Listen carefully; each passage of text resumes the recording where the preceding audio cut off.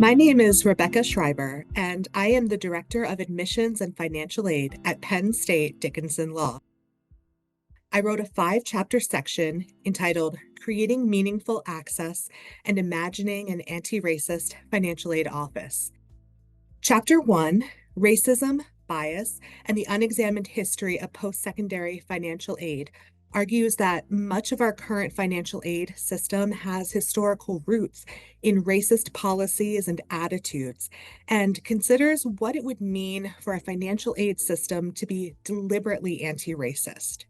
Chapter 2 is Structural Considerations for Financial Aid Administrators, and it invites aid administrators to engage several structural barriers that are in their control using anti-racist principles.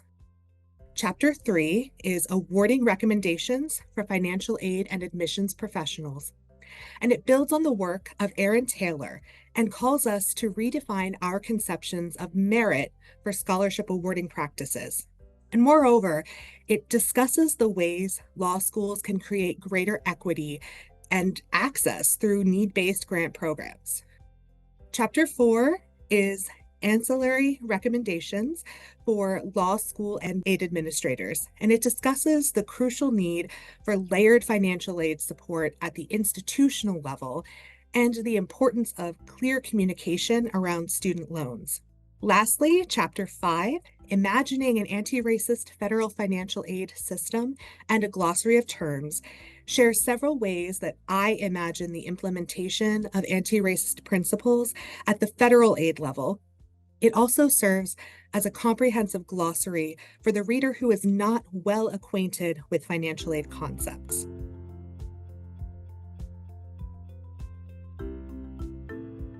I wanted to contribute because I passionately care about improving access and equity in higher education. Thanks to the leadership of the many colleagues I have engaged with through the Antiracist Development Institute, I've started to do the work of understanding systemic barriers and the deep need we have for explicitly anti-racist action in higher education.